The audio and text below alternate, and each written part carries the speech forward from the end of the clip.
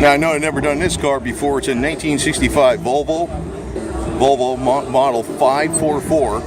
It's the model number 544. It's a 1965. Definitely never did this car before. I remembered it. You don't see this too often. You didn't see this often even back in 1965.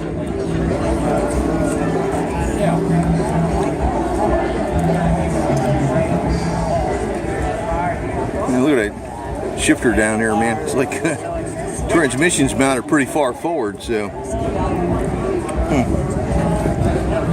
Looks like a pretty old practical car, though. A lot of room in the trunk, a lot of headroom all the way around.